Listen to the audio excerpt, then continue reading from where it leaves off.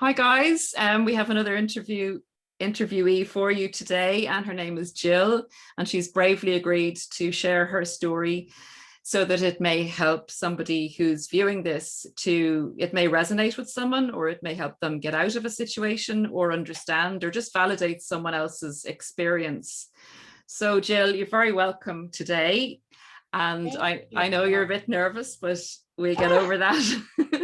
We'll get into because your videos are so amazing. I just want to live up to those standards. So thank you very much. Thank you Thank very you much for having me, Paula.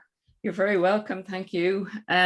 Okay, so Jill, I'll just ask you then to give us, as I know it's hard to kind of compact it down, your relationship, kind of how you met, what your experience was of your relationship, and at the end then, or during the interview, I'll ask you a few questions on it. If you could give us an idea maybe of what it was like for you with a long-term relationship with a narcissist.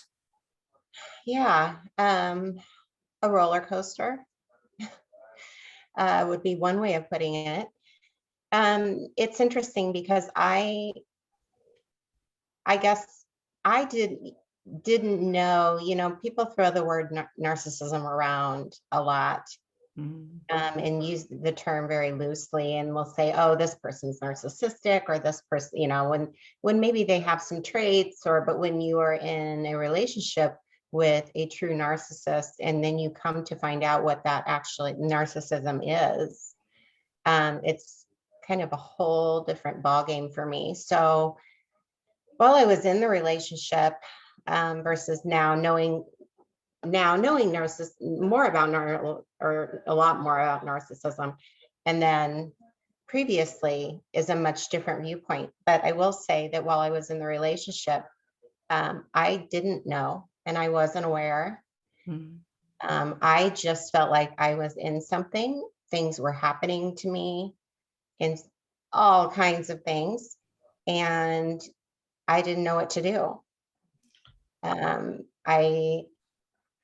Can I just ask you just how you actually met, or, was it where you met, and how quickly did the relationship Oh my go goodness. forward? We actually met on well, he had found me on Match. I wasn't on Match as a joke with a friend. I'd put up a profile, I don't even know, I think maybe one picture, and then I never got on it again. But then he was also on Facebook, and we had mutual friends. So come to find out, he had found me on Match, but I had never replied to any of his messages because I wasn't on. So then he found me on Facebook, and we had, through, these mutual friends, kind of in the fitness industry. And so he reached out to me, and we started talking that way. Things progressed very quickly. The love bombing was in full effect. I thought he was the most amazing person in the entire world, and I fell for him so quickly. Like you said, the mirroring and everything that goes on, you literally think this person is my soulmate, and then looking back now and knowing more what I know now, it's easier for me to see that love bombing, and then the devaluation phases and the discards, plural. The discards, we were living together. At one point in the relationship, had a child. And so I stayed, and I just kept trying to make it work when I wasn't really aware. And I just kept getting worse and worse and worse, mentally, physically, emotionally. And the discards the cycle just kept going and going and going. I'm not proud to say, but I can't tell you how many discards there were. And every time I was heartbroken, I was devastated, left on the floor, literally, and, a ball, crying, not knowing what was happening to me, begging him to stay at times, because of a lot of the emotional abuse, and how that, in that devaluation, how that really tears a person down. Yeah, it really, really does. I really identify with that. Can you tell me, Sharon, how long did the good time last for? How long did you was it good? Oh, sorry, I've called you Sharon. Sorry, Jill. Sorry. Oh, no, that's okay. There's been many golden periods, or there were. Yeah. I would say maybe a couple months, 2 or 3 months, maybe. Initially, that was the good time. Yeah. And I say that because it was during that time. It was really probably maybe a couple months, because after that little, period, then things started happening almost immediately. Issues with seeing inappropriate behavior from him on social media, me seeing inappropriate behavior and lack of boundaries with exes, which there are several that have children with this person, 5 total. Wow. Okay. I became pregnant, at which was not too far into us meeting, in which, come to find out, that it happened in almost every situation he's been in with the 5 children. Okay. As a binding technique, I feel. Sounds like it, yeah. And one reason I say that is now because I am in a situation now where the child is used as leverage to reach out to me, like the hoovering. It's very common. How's husband doing? How's your son today? Or how's, our son today? I mean, or what's he doing? Or what's going on? Or did I receive some, the most craziest stuff, but the child is a huge reason for him to try to contact me through hoovering attempts, not just the well-being of the child. Okay. And how long did the relationship last? Because, we're kind of talking about the long-term relationships and why people actually stay in them, and what the experience is like for people that do stay in them. It was about a total of 5 years. Yeah, that's long-term. Okay. I am still recovering. It's been about a few months since the end of the relationship. Only a few months. Mm-hmm. That's really, really early stages. Yes. Wow. Well done for talking. That's really painful. It's not a great. Minute by minute, a lot of days.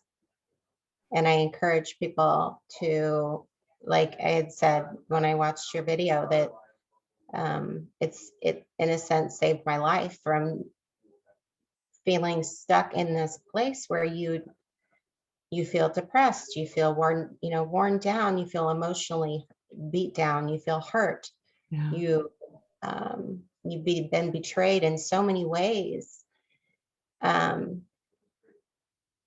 coming out of it is extremely difficult. And it wasn't until I watched the videos and I started understanding what I was going through and what was happening to me during that time, that it gave that clearer understanding, gave me power. Knowledge the knowledge of the fact that you were dealing with someone that was going through a pattern rather than loved you for yourself. Absolutely. And I'm still trying to wrap my brain around it. I really am. I'm still trying to wrap my brain around this whole concept. And it's very hard because, like, once you get entangled with them. Very. And I think it's even an ongoing thing, even a year or two down the road, you still have to kind of fight against that cognitive dissonance of, loving the person and what it actually was. It's a really difficult experience. But you think that the knowledge was the thing that is saving you now? making this, was it a discard, or did you leave, or how did it end? Do you mind me asking? Yeah, it was actually a discard followed by a follow-up, well, a discard by him, then a follow-up hoover very shortly after, probably within a week. And then it was a, I guess you could say, he wanted the relationship back. Okay. And I said no at that point. Wow. For the first time ever. Wow. That's amazing that you had the courage to do that. What do you think? What do you think actually, what do you think brought you to the point of actually saying no? Because that must have been incredibly hard. It was very hard. I knew that I just had to set my mind to doing it, because I knew, okay, here's all the information. Here's all the logical information is all right here. This is what I'm dealing with. Is this what I want in my life? No. Okay. Now I need to just make this decision. And just, was on the phone with this person, and I just said, they had disclosed with this particular Hoover to try to win me back, they had disclosed a bunch of behaviors that were inappropriate that they had engaged in over the last year that we were, together. That was also a driving force, because some of it was just absolutely horrible. Very strong boundaries that I had regarding certain things that this person just blew right through them. Okay. And I just said, somebody that is going to treat me and not respect my boundaries, but not only not respect my boundaries, but just literally cruise right through them. Mm-hmm. And not even think twice. And those boundaries, one of them was, if you ever have any communication with this person again, a female, he had an affair previously with, I will never speak to you again. We will be done forever. And he's continued talking to her for over a year. So that was one of the driving forces also, was that those boundaries have been violated. So I took, I guess, kind of the situation that had happened, the knowledge that I'd gained from you, Paula, and just made a decision to do it. And I just did it. I don't even know. It in that moment, it did take a lot of strength to do that, but I just knew what I had to do. And I know, yeah, I know that it obviously takes a long time. The journey to healing takes a long time to recover. But do you feel that you're on the right road, or do you feel that you have any regrets? Do you feel it's the right thing that you've done now for yourself? I do feel like it's the right thing when my logical brain is working. Yeah. In my favor. I do find, and I think, like you said, because it's early on in the process, the emotional thinking tends to be high at times. Yeah. I really just have to fight my way through those moments. But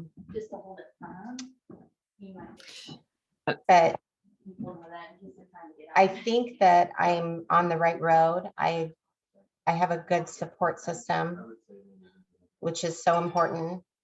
Yeah. I have,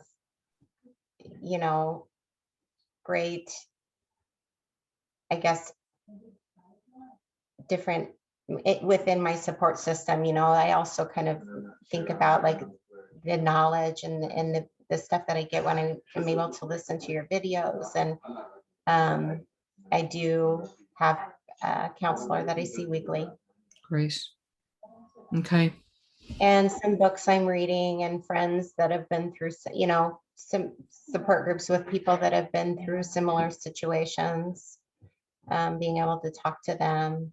So I feel like I'm on the right road, but as you know, it's like that recovery can't come quick enough. Yeah, for sure. And you're so, There's days where 1 minute feels like a week, you yeah, know? I know. I And I do know. wonder if I ever am going to get there. And I hope I do get there because, you know, it's not pretty. As I say to my clients, Jill, at different times, we wonder if we'll ever make progress, and then we'll ask them to look back 3 months hence or 6 months hence, and you are in a different position. You know, when you look back after that chunk of time, it does get better. Once you do the work, and once you try and put one foot in front of the other on a daily basis, even if it's 2 steps forward and 1 step back, you do get to a better place eventually, and eventually things come really good. But you know what they say in life, the hardest things are sometimes bring the best outcomes. So it better bring a good outcome, because it really is painful to go through this. You have to put a hell of a lot into it. Yeah. And you know, I want to make sure, being, you know, I guess kind of new to the recovery part of this.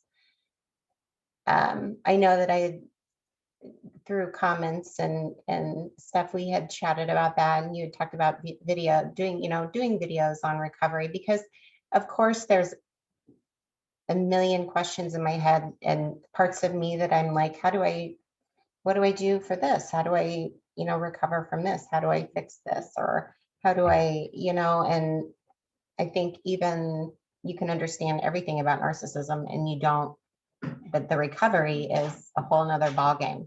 So I feel like I'm on the right road, because I feel if I look back 3 months when I was really not even functioning as a person. Yeah, I know. I mean, You've said really. it. Yeah. Mentally not functioning, really, physically just not functioning. Yeah. Mentally, I mean, yeah. So now I mean, 3 months ago, I wouldn't have been able to hold a job at that time. I wouldn't have been able to do just daily things that you do. It's unbelievable how I really, really, really struggled, and where this path, it took me down a path of depression, anxiety, hopelessness, and just feeling very, very hurt, betrayed, all of the, those things I mentioned. And those are hard things to kind of, I guess, recover from. So I'm doing my best, but I mean, I know that 3 months ago, there's been progress made. So I know I'm headed in the right direction, I guess. It's just, it's gonna take a lot more. Yeah. Time and a lot more work. But where you're at now, as you describe where you were at 3 months ago, and you're able to talk now very fluently about what's happened to you, you're able to analyze it. You look great, you sound good. You couldn't have done that 3 months ago. You were on the floor. No, I would have been, I mean, literally, I was laying in bed a lot. Yeah. I wasn't working. I was, taking care of my son, and that took pretty much everything out of me. Yeah. Other than that, really wasn't involved with any groups. I didn't really even have, I mean, I had a support system. I just wasn't, I was isolated. I isolated myself for a very long time. And go ahead. So would you say then that you're one of the lucky ones? I mean, to have the strength that you had from wherever you got it from within yourself, that could you see people ending up taking their lives or just never recovering from it when you feel like that? I absolutely can. I was one of those people. My 3-year-old son was, the thought went through my mind on a very regular basis that if it wasn't for my 3-year-old son, I do not know if I would be here. Because that is how absolutely terrible I felt. And I wasn't getting any better. I was just declining all the time. Jill, would you, sorry to interrupt you, would you be able to tell me what you were like before you met your narcissistic ex-partner? What kind of a person you were, or how would you have described yourself? I was so I'm an esthetician. I am very passionate about what I do. I love what I do. Before I met my ex, I had decided that I was going to go back to school and obtain my aesthetics license. So I did. Okay. So I had went through about, I don't know if it was like 10 months of schooling to obtain that. And I was in the process, had started opening my own business. Wow. Okay. So I was a very thriving individual. I was very confident. I was confident in myself. I feel like I had self-esteem. Yeah. That old thing they rob you of. Suddenly goes away. Yeah. I wasn't struggling with anxiety and depression. I was happy. I had my own business that I was just starting. I had family and around me that I was close to. I had friends that I spent time with. I was really in, and have always been, but at that point in my life, I was really into my fitness. So I was doing all kinds of classes, and I had great friends at those classes. My life was in a good place. Yeah. Wow. And I don't consider myself, I'm lucky that I'm here. I'm lucky that I'm here. I do find myself, because quite honestly, there were so many times where I felt, and I still do struggle with feeling kind of like I don't have a purpose, or I don't, I have no worth. My confidence has dwindled. You're not good enough because you're with, all the triangulation and everything that occurs. That's a big one for me. Yeah, triangulation is torturous, isn't it? It really takes your self-worth down and messes with your mind, I think. Yes, and along with all the cheating, the lying, the deceiving, it all takes a toll for sure. And for me, that's just a big one I'm still struggling with. Is you try and try and try, because I felt like when I was in the relationship, I was fighting for us. Why? At the time, I'm guessing because I was emotionally beat down. I never experienced any physical violence from this person. But emotional abuse was very prevalent. Was there any stage that you remember that you thought that you should leave during the relationship? Yeah, many times over 5 years, many times that thought crossed my mind, but I felt like I couldn't. I felt like I couldn't live without him. I couldn't. Yeah. I needed him. Plus, wanting that kind of romanticizing about all those good times that person provided, and what the way that they made themselves appear to be. Yes. Yes. Oh, I'm a person that's honest. I'm a person that wants a relationship and a family. And I value the same things you value. And we have the same, same just goals and goals in life. And so, yeah, I don't know. It's just crazy. Well, all I can say is thank you very much for sharing that. I do think that's really going to help people, because I think it'll resonate with a lot of people. And it's very hard to, even with the videos, it's very hard to get it across. But when someone actually says that that's the way they felt and were as honest as you, because like I experienced that as well in the discard, that feeling of not being able to function for days on end and just surviving. And to think that that's the way a vibrant person can be left after dealing with a narcissistic individual is really scary. It is very scary. It's quite, it's unbelievable. The impact that they can have. It just really is. It's truly unreal. To go from being a thriving individual and happy and doing life to feeling like, why am I even here? I don't want to, Yeah. If I didn't have my son, I wouldn't be here.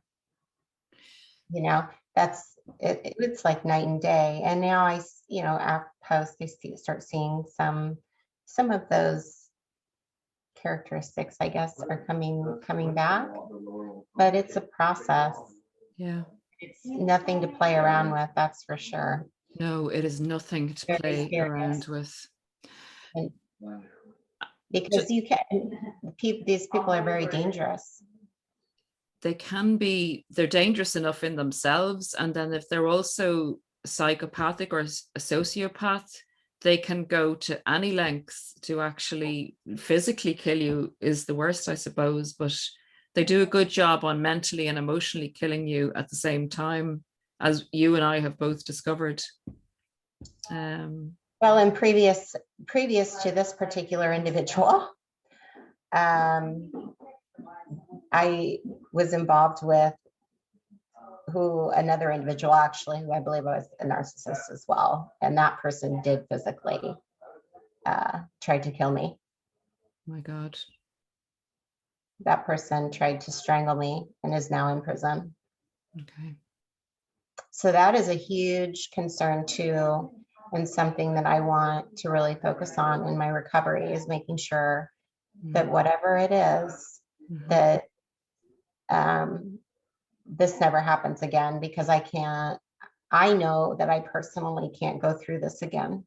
Yeah. It will destroy me. And so I hope other people.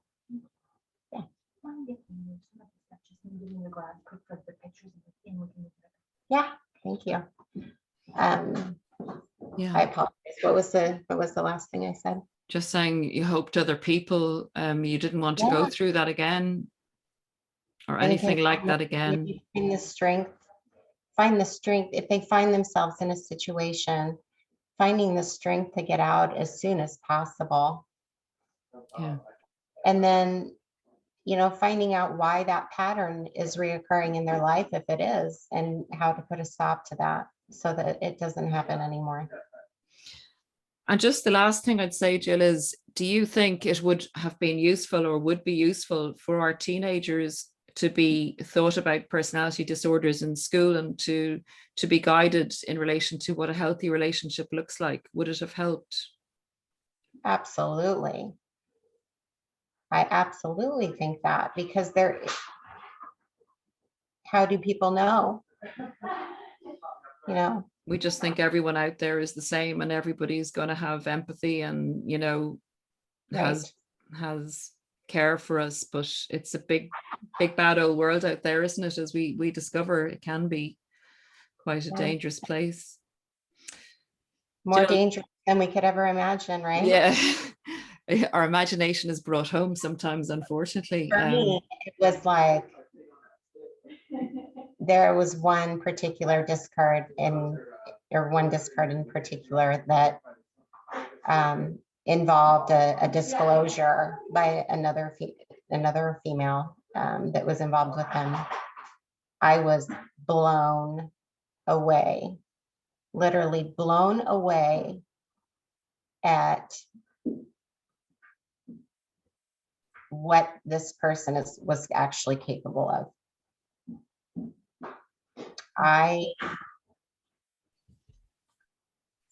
You know, you've made comments in your videos about there being that evil aspect, or that dark kind of demonic almost presence. And I believe in that. Yeah. Because this, you know, that particular discard disclosure, not only did it just destroy me, that was probably the biggest one, the second to the last of this last one. But you don't know, the thing is that even when you do understand it, if you don't think like them and you're not them, I think we still underestimate what they are capable of. Yes. Yes. We don't want to think that they can do the things that they do sometimes. And that's why it's so hard, I think. When they're telling you that they're a certain type of person, they tell you that they're good, and they tell you, you know, all these things, and it lodges in your head. So the words don't meet the actions. And then it's very hard to believe that they've actually done these things. You know, in retrospect, it's very hard to believe it, because you've kind of been groomed into their character, and it's not their actual character. It's very insidious. Okay. So education is absolutely key, and I love your channel. Thank I think you. you do amazing videos, and I hope that I can be of some help too, and for people out there in getting the knowledge out so that people know. I just really admire your bravery. I think it will help a lot of people, and I can't wait to see the comments on the video. Thank you very, very much. Thank you, Paula. It was so nice to be on with you. I wish you the very best in your recovery, and I'm going to see you in the comments anyway, I'm sure, on some of the other videos. So I'll end this here, and I will be in touch with you, Jill, via email afterwards. Okay. Okay. All right. So say goodbye for now, and I'll be back in touch with you then. Thanks. Okay. Thank you, Paula. Thanks a million. Bye-bye. Bye. Still in.